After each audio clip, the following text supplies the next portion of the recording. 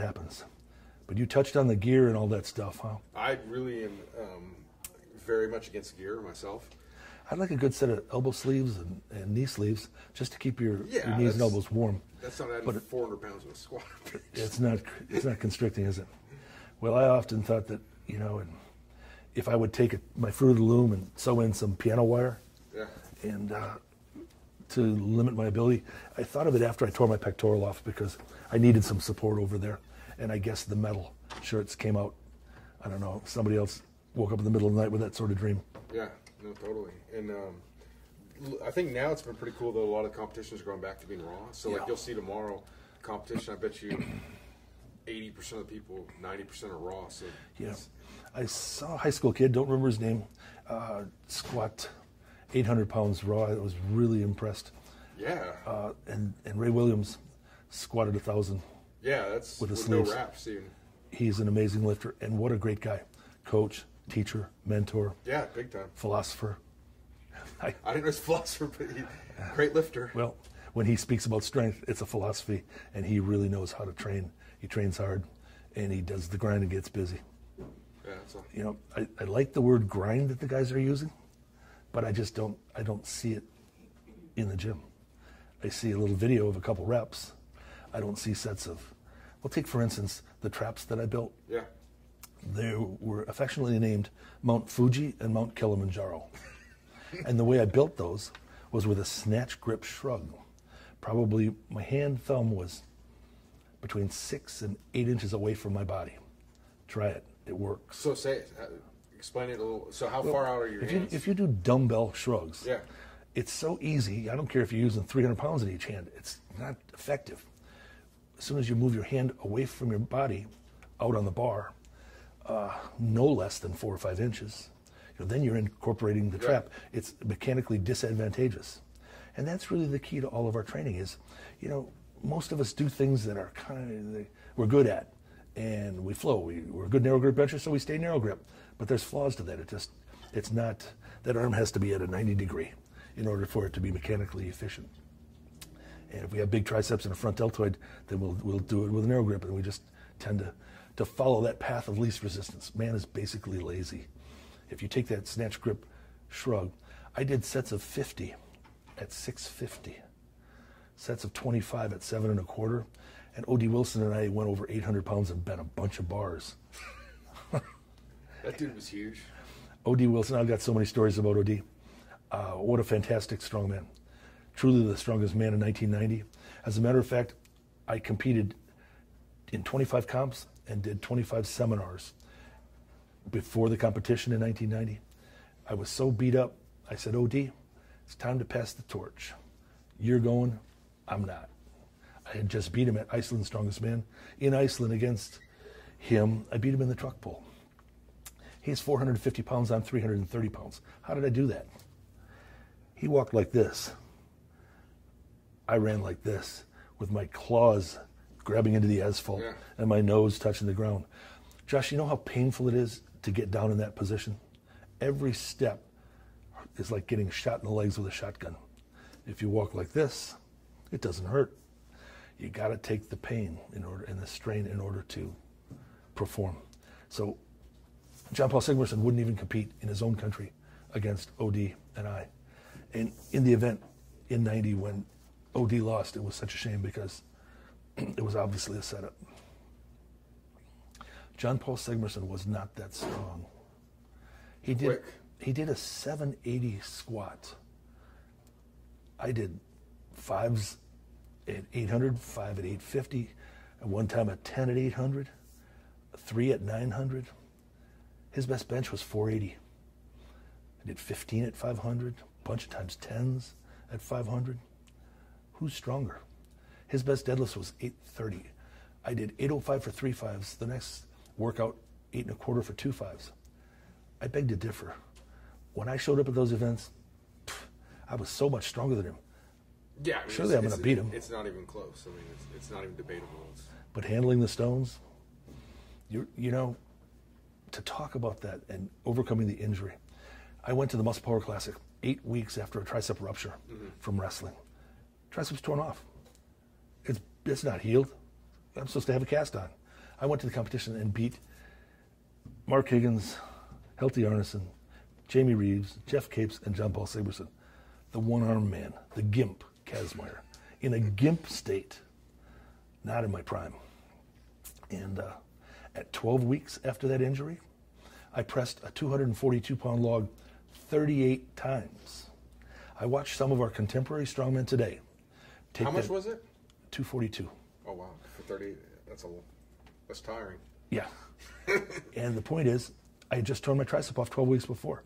The guys of today do a set of 5 and sets of 10 with it and go, yeah, that's a pretty good workout. They're happy with it. I wouldn't be happy with that. They're not pushing themselves. At 16 weeks, that's 4 months, I should have probably been doing a 20-pound dumbbell, 30-pound dumbbell, maybe 50. I did the world record in the log press. And I never really trained it. The point being, the first time I ever saw the log, I did 365. I just went, boom. Okay. Just imagine training with it for 6 months, 400, 4 1/4.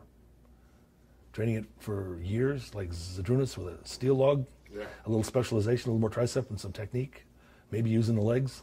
I could have done a lot more. But if I would have known now, then what I know now, I think times have really changed. If guys would just get into some of our old school stuff, the stuff that you're writing down and documenting, the stuff that you're extrapolating and expounding upon, they'll make the same gains too. Well, it's not. Yeah, that's what I'm saying. It's not replacing it. It's expanding on it. It's not like trying to reinvent the wheel. It's just trying to take the torch. Yeah, a nice, interesting story. I think you'll appreciate. It was with Mike Stone, Terry Todd, Tom McLaughlin, and John Garhammer. John was doing a paper that he was going to publish in the AMA. Wow.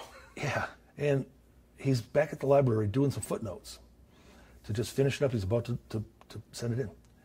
He said, Bill, and this is like in 1980 something. He said, Bill, I found the same study done in 1906. And point being, history hasn't changed that much. You know, the average guy today versus the average guy 100 years ago, not much difference. How many people really train? Not that many. I mean, how many people lift weights? I mean, our CrossFitters has really, expounded on a lot of, helped a lot of guys excel. But it's the exercises they're doing, the danger to the shoulder, and the movements that they're doing are just really uber scary. I don't know that we ever did anything like that. Because back then, in strongman stuff too, there weren't any weight classes, huh? Nope. That's a new thing now.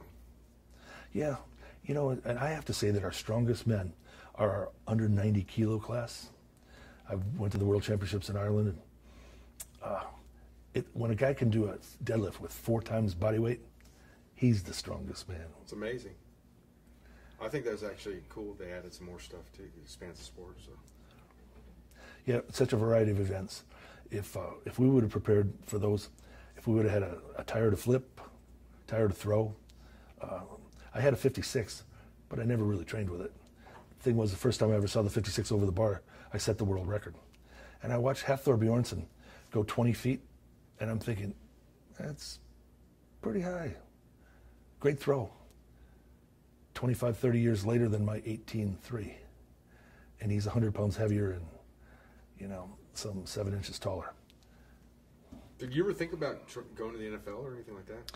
I tried to play in college politics and things that just didn't work. I tried with Green Bay, and Bart Starr gave me a no-cut contract. I drove in with $50K in the bank and a new Porsche. They wanted me to play offense, and I saw the playbook. It was this thick. It's this thick. Oh, wow. And I saw the defensive guys going into a meeting. Their playbook was this thick. I was cerebrally challenged and said, when you're tired and beat up, there's no way. I went in with my pectoral torn off, deltoid torn off. 3rd day of practice, my bicep came off. I jammed my thumb. I twisted my knee. I had $50K in the bank and drove a new Porsche. Did I really need NFL football? Larry McCarron said, Bill, stick around. I'll teach you how to play defense. I left. I tried with the Jacksonville Bulls as a running back. Came close because Larry Zonka was player personnel, but that didn't work out either. So, right place, right time. I met many football players overtime, And Randy White's the one that impresses me. 15 years, never missed a game. Wow. Dallas, badass. We're in Dallas. Yep. He's around, I'm sure. So what are you doing nowadays? Nowadays, I train a little bit. The more I train, the more I hurt. I like to train a couple times a year for a month or two and get serious and flex around guys like Darren Sadler and Hafthor Bjornsson and Big Laws. And, I keep having an argument with Zydrunas Savickas. I get into this argument about who's the strongest in the history of the world. What do you viewers think? There was a post today on Facebook of him and I a year ago over a dinner table arguing who's the strongest in the world. Just imagine two titans of strength. World records here, there, world titles, world championships, big trophies. I look at him and say, you did a 500-pound log, you're the strongest in history. He goes, you did the total record, you're the strongest in history.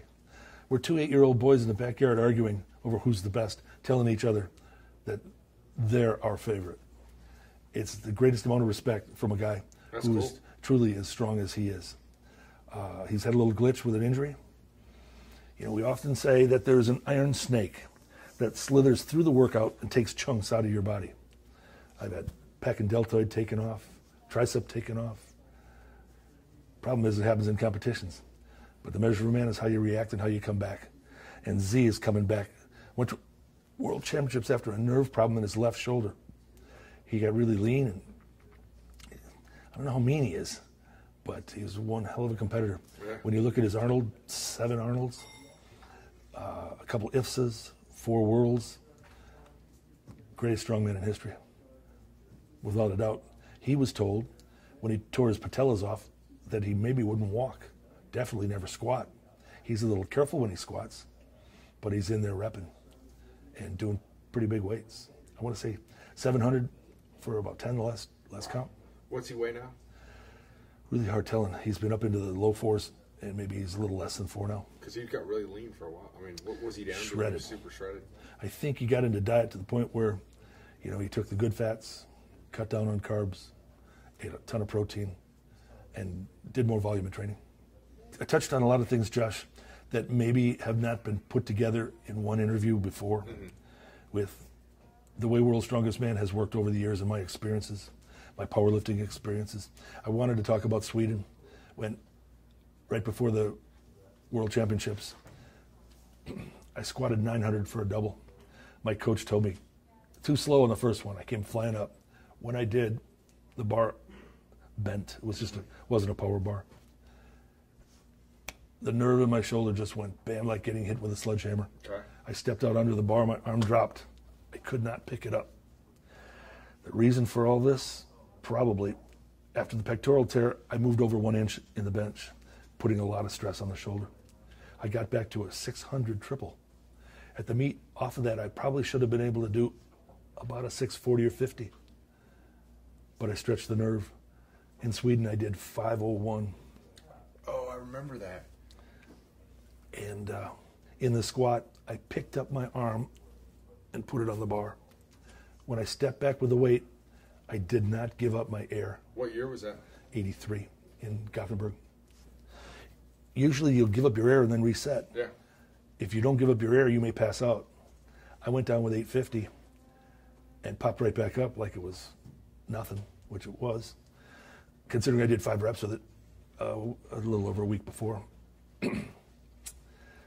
Our wonderful internet warriors said, Kazmaier doesn't know how to pick his attempts. He could have at least done an 880.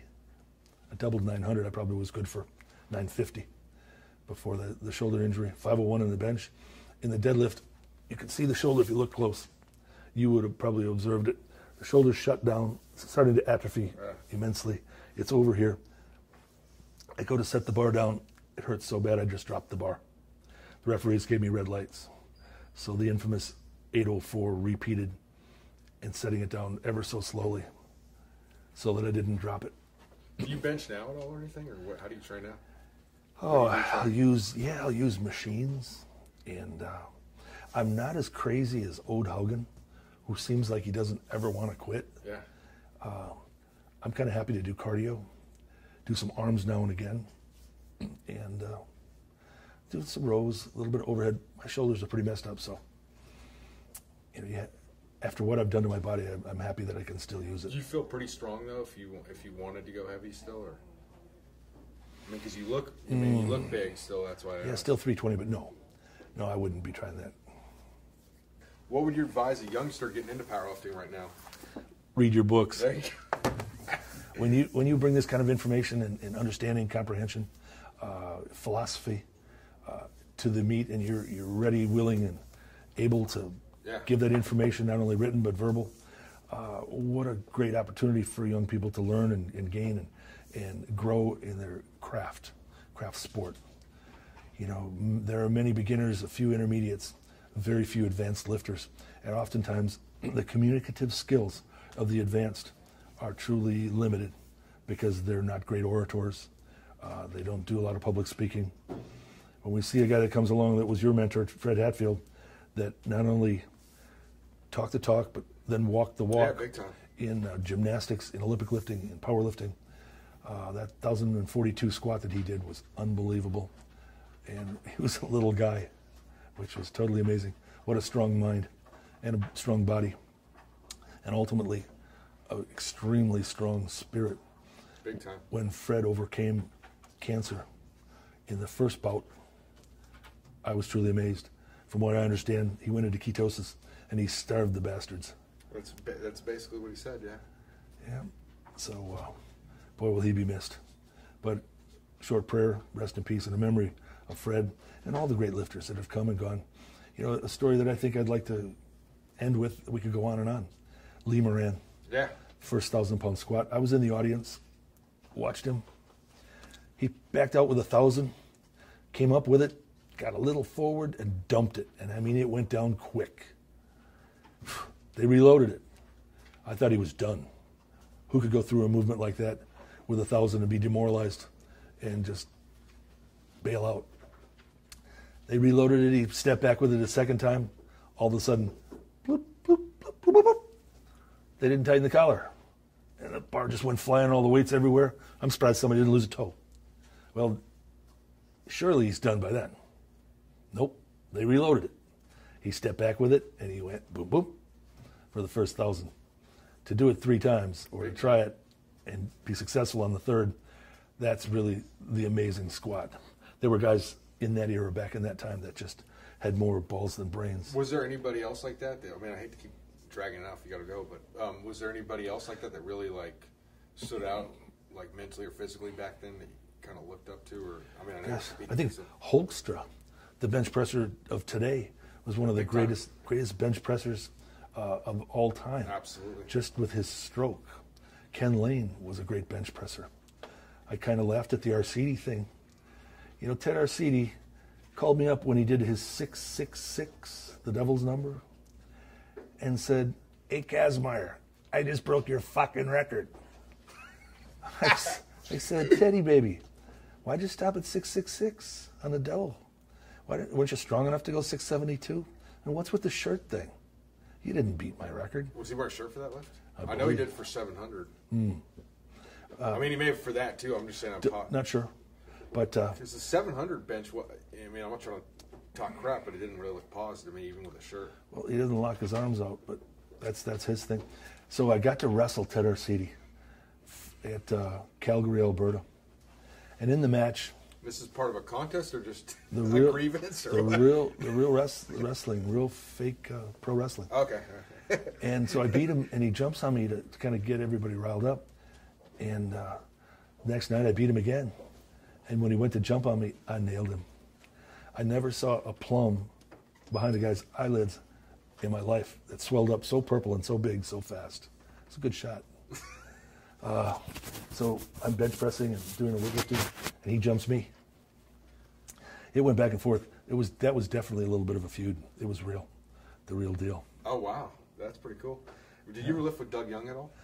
I did in and around with Doug Young, and he was an amazing lifter. I couldn't understand. I guess he was recruiting his lower pecs when he lifted his head as he brought the bar down to his chest, and then wanted to try to shift it up to his mid-upper pecs, driving it back. Great bench presser. I was 6'11" and 275. It was pretty awesome. I lifted at his meet after the World Championships. And the story there was that the stage we squatted on was not a commercial stage. It was like for high school something or other. A 220-pounder with just mid-sevens came out and shook like a leaf. I thought, what's up with that? I stepped back with 900, and I thought I was going to go through the stage. So I bombed out. In the bench, I put on an exhibition. I went 573 for 2 and called for 600. Doug Young went 578 for 1. When I took the 600, I did it for 5, just to show Doug that I was mad, actually pissed, because that day I was going to break my own total record. Oh, wow. And was that in Brownwood or where? Yeah, it was. What about that John Cole? You say he had a little bit of influence on you too? Yeah, John Cook and John Cole and Don Reinhardt. When you think about it, John Cook did some amazing things. His 2370, his big body weight and flawless, easy lifts. John Cole, 24, I think 20, somewhere in there. Through the discus, 215 more feet. What an amazing athlete. I was at the national championships before there was a worlds for 275, and as I was doing my lifting, he kind of looked at me and he just nodded. It was just enough of a wink to say, "You're a badass." I beat Waddington that day on body weight, and it was quite a competition. JoJo White that day could not get down with 1,000 because it wasn't enough weight. I yet to figure that one out. About 35, 78, 40 years ago, and it wasn't heavy enough, but he had run out of attempts. Don Reinhardt did 24.20, I did 24.25. Did you know Don very well? You know, not really. I met him after the competitive years, and we communicated. He's one of the sweetest guys, almost too nice to be a powerlifter and a strongman. I never said a bad word about anybody, and I have nothing bad to say about him, although he was at the top of the mountain. And for anybody who's watched the movie Everest, and you climb the mountain, your ascent, you got to have a lot of help along the way. When you get there and you plant your flag at the top, hopefully you make it back down. Well, I sat on top of that mountain. I've sat there for 40 years now, waiting for others to climb that mountain. And I never would have dreamed that guys like Hafthor Bjornsson would walk through the valley and look me right in the eye, the mountain. Tremendous advances in training, nutrition, everything else supporting athletes to become bigger and better. And that's why you've written how many? 5? 6. 6 books. What about recovery? Do you do anything to help with recovery, like massage or anything like that? Yeah, there was that and a lot of chiropractic adjustment. There was a famous wrestler, let me think of his name. Gosh, he was a rough, tough type, sort of strong, invited to the world's strongest man. What would have been his name? Billy Graham, maybe? Superstar Billy Graham? Was he a superstar, or was that just his moniker? I think it was his moniker. Yeah, if you pull up one of his things on Kaz, Strongest Man, Kaz was blood doping, doing all kinds of crap. No, Kaz went back to his room. He even said, I snorted cocaine. No, went back to my room, took a nap, took some saline dextrose, and went back IV. The nurse gave it to me. She was licensed. It was all legal. And when did he say this? In a book or something? In some interviews on YouTube. Billy Graham speaks about World's Strongest Man. And what it really was... The wrestler, not the preacher, right? Yeah. Yeah, of course. What it really was a guy who really didn't belong there, who wasn't strong enough, who got his ass whipped and couldn't really take it and had to make up excuses why the best guy went in, concentrated, focused, beat him in all the events, and he was the biggest loser. Probably doing it also because wasn't he coming out with books that were sort of like anti-steroid? Maybe I'm mistaken, but I thought he came out with a book or something that was anti-steroids. They may have been trying to like drive sales or something. Not really sure about that. Yeah, but a lot of interesting characters in World's Strongest Man over the years, and some really, really strong guys. Some guys that didn't belong in the competition. It was nice to have football players there. Ross Browner and a few of that era. Bob Young. Bob Young was really strong. Yeah. Amazingly strong. And that would have been my first year, 1979. I was doing extremely well in that event, but nobody told me what the events were. Don had been training for them, and Bob. And 3/4 of the way through the competition, I just lost interest. I lost focus. What about Bruce Wilhelm? Was he? Bruce Wilhelm was a couple years before me, the commissioner of power, who tried to say I wasn't getting my shoulders back in one of the deadlifts. So I did the next one for 2 and said, second one's for you, So you Bruce. didn't really know him or ever talk to him much? No. No, you know, he walked around the competitions when he was doing it, calling everybody fat guys. But I don't know, maybe he didn't ever have a mirror. Because, you know, he was, I've been looking for him. Been trying to meet him somewhere. They say he weighs about 180 or 200. I'm still 320. I'm looking for him. Just to have a little quick conversation, because he wasn't very nice to me. We were doing truck pull, and we're about to start. And you know that if you're deep in the squat, bottom of the hole in the truck pull, you can't get started. I was in the perfect position. They're about to say go. Ready, set, and he goes, move him back a foot.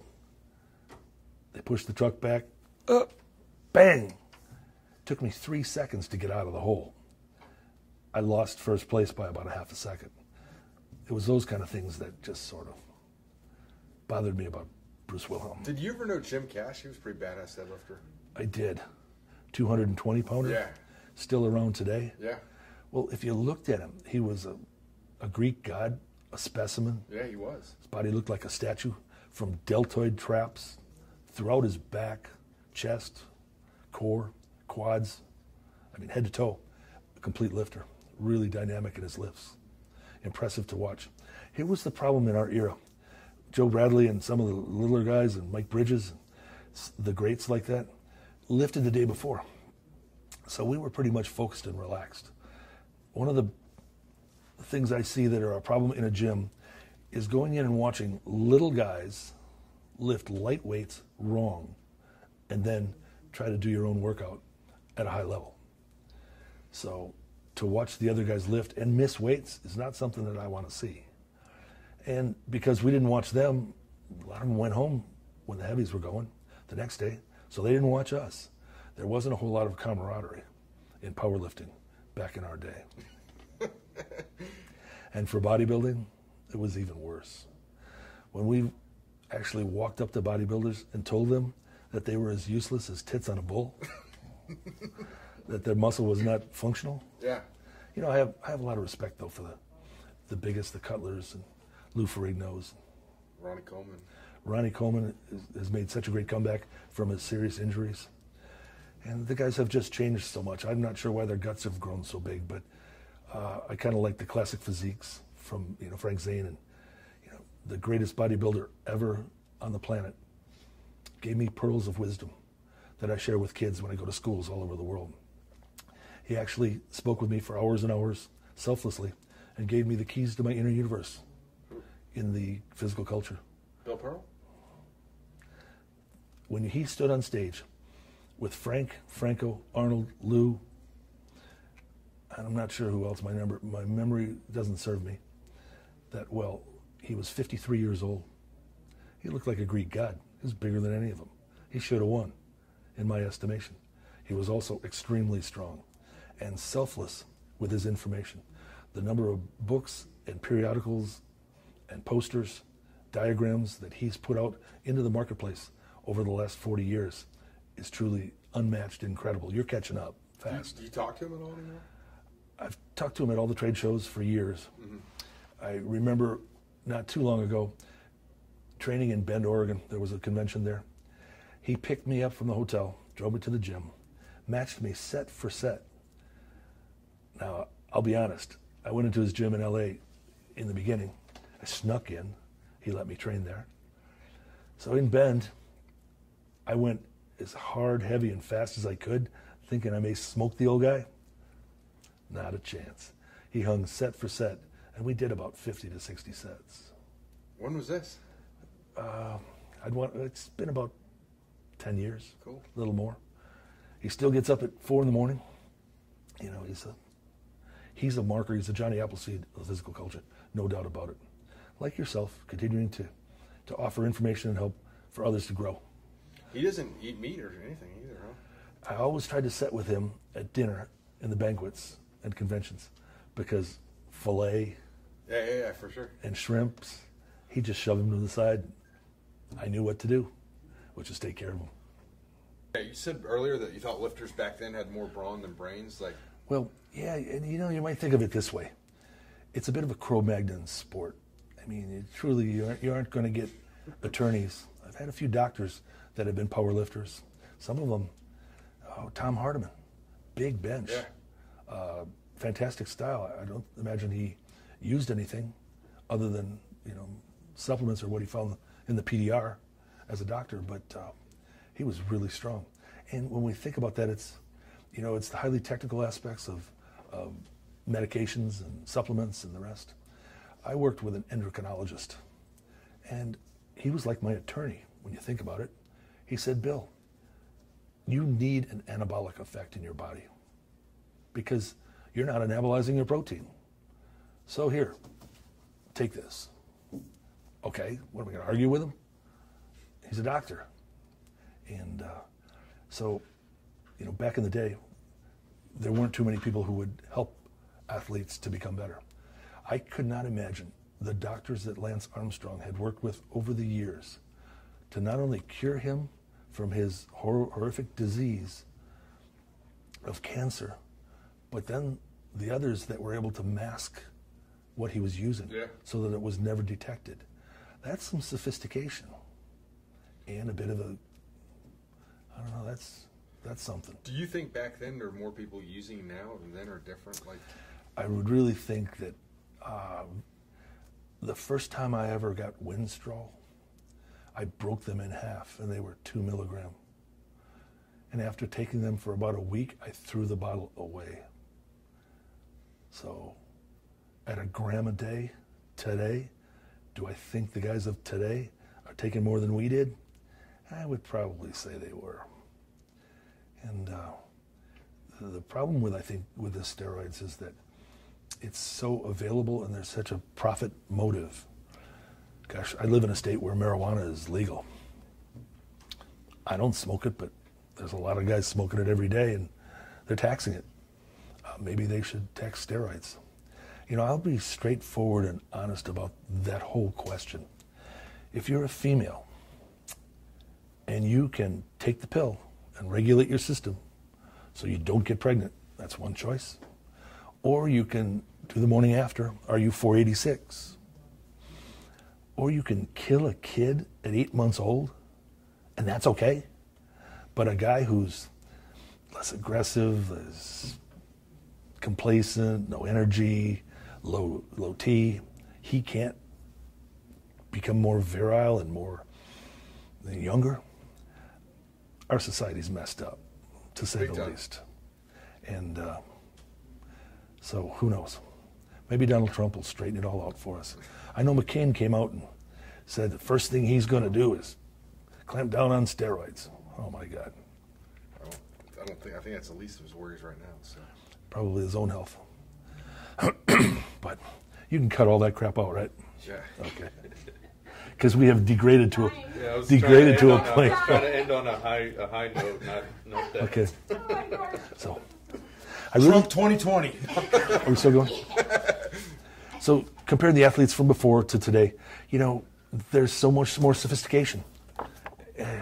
Lifters, competent, elite level lifters, writing books. We didn't have that back in the day. You had some good courses though back then. Well, yeah, but we had stories though that athletes wrote about, their travels and their performances and people they met along the way. But really, there was no scientific basis or background. I remember working with Tom McLaughlin, where in my bench press he took high-speed cinematography to chart the direction of travel of the bar. Yeah, and that book from the We have the guys from Ohio that say that you should bench in a straight line. But in effect, I think you're doing 2 reps that way. And maybe you're a specialist and you can push in that fashion. I realized that my shoulders were pretty messed up from squatting. So as I brought the bar down, I put it really low in the chest. And I shoved it with inner tricep and lower pec. And then let it float up over my eyes to go through the middle pec, upper pec. There really isn't a middle, but anyway. upper pec, front deltoid, outer tricep, and lock it out. It's as if I was at a warehouse and the forklift broke. So how are you going to move the pallets into the warehouse? You're going to go up the ramp because you don't have a forklift. You know, oftentimes I thought of the lifters that wore a bench shirt. They had a forklift because the lift the shirt did the lift for them. And we didn't have that. You know, I had a Fruit of the Loom t-shirt, and I wore a 4X. So I put on a 2X. Believe it or not, in those late 70s, I was the first guy to wear a bench press shirt. It was just a tight t-shirt. I probably got 5 or 10 pounds out of it. So it's like wearing a bench press shirt, sort of like, you know, hiring an escort and bringing them to the high school reunion. Like, oh, I love it. That's a little bit overkill. But so you guys of today have a lot more sophistication. Yeah. When you can Google just about anything, when you can look at 1,000 different supplements, some of them that actually work. You know, we had Joe Weider and his protein, and if we wanted to gain weight, we put in whole milk, eggs, ice cream. Mm-hmm. If we wanted to have slim tone, we used fruit juice. If we wanted to have weight loss, we used water. Mm-hmm. It was the same protein, all 5 cans, 5 different labels. You just made the difference. And, you know, we were being duped. And so many of the supplements were because of profit. And it was kind of like going to a drag race now. You know, if you let anybody get anywhere near your carburetors and they can spit a BB in there goes your pistons and your valves. Yeah. And at a track, they will give you dis or misinformation. The gyms like we're going to be at tomorrow are ones that are going to help facilitate a high level of training for a great number of people. Yes. To help them not only train, but to reach their goals of fitness goals. And they're segmenting it, what's really cool nowadays, into like 12-week periods to see how much of a transformation they can make. Yeah, for sure. And the athletes of the past who have left their legacy can actually get around guys that their main focus is to help you, to live your own legacy, to create it, you know. Big time. Cool. That's not much of a finish. That's pretty weak. All right. What about, off subject, what about, you were bouncing a lot? Was there any good bouncing stories? Just at the strip clubs. You girls are listening to this. You're hiding behind your computers. Because I heard a story, I don't know if it was you or your training partner at one of those strip clubs, like picked up a motorcycle and threw it or something. No, I lived above this bar. And this guy came by in a motorcycle. This is the only one that I remember. He came by in his Harley and he stood out in front of the bar. And I mean, this was my bar, the pub. And he's going, woo-ah, woo-ah. Well, I had about enough of that. And I scream, and he flips me the bird. So I finish my bottle of wine, and I wing it at him. It's about 25 yards away. I hit him right in the tank. Good shot. So he comes a little closer, and I walk out in the middle of the street, and I go, get off your bike. He won't get off his bike, so I push him, and the bike falls over on top of him. Everybody in the bar goes, yay, that's our Kaz. This is some horrible stuff. How about the 1,000 goldfish? What's that? I ate 1,000 goldfish. Let's hear it. To shed a little light on the story of eating 1,000 goldfish, I needed money to pay my rent. At a pet store, they were offering $400 to the winner of a goldfish eating competition. I was up against some really fierce competition. One boy I can remember rather distinctly, he was 9. He had to stand on a chair to be above the table. And he grabbed a hold of these fish. They were so vigorous. He ate one at a time. He actually ate his own age in goldfish. Well, I had to one-up him and a couple of others, and I took 50 at a time. I drained the water off these goldfish in a bucket. I added Gatorade because it was a sporting event. We wanted them to be athletic and swim down my throat. And I knew that if I gave them some lemon, that they'd be a little tart and twisty and taste better. Well, after the first shot, I realized that the lemon juice turned them crazy. And as they swam, I gulped 50 at a time till I got to 500. And then I really got my appetite. I started to do 100 at a time. Gulp, gulp. Finally, I got to 1,000. I got my check and 100 extra goldfish in a tank. Fun stuff. You got any other cool stories? Of any That area of life? that I can tell? No. Not that I can tell. Was the bouncing, was that a pretty rough place or no? Bouncing. Somebody wanted to interview me about bouncing, and I wouldn't give them any kind of an interview. Because some of our guys... We've actually interviewed some regular just bouncers on here, so... Have you? Yeah. Well, bouncing. I learned from some of the best. Oftentimes when somebody's messing up and they've got to leave, there's a big door, and around it there's a door jamb. Well, when the door's open, the door jamb is a place that you put them. You don't put them through the doorway, you put them into the door jamb. And then they're much more amenable and agreeable, and you let them roll out into the street. That's how I learned to bounce. I feel really bad because when I was working at one bar, I never really hit anybody. This kid, I said, come on out of the bar, grabbed him by his lapel. He's in the lights, and all I saw was a fist come past my face. So I went, boom! I broke his jaw and knocked out his teeth, and he dropped out of school, and he shouldn't have swung at me. He should have planted one. What about alcohol? You think that affects training pretty adversely? I'll be extremely honest. I didn't drink a thing until I was 40. I wouldn't drink a shot. Some guys say they'll do shots of whiskey and squat. Yeah. Ours was all about tunnel vision and focus, blocking out all outside stimuli and concentrating on one thing. With that extreme intense focus, there's no time to stay up late at night. You got to get plenty of sleep, of course. One of the unsung heroes, but alcohol will definitely take you down. And for some of our athletes, presently Terry Hollins and a few others that smoke cigarettes and try to do athletic endeavors, it's got to be the clean lifestyle. And with today's technologies and the ability to be a super athlete, there are so many advantages. If taken, one can become great and leave a legacy.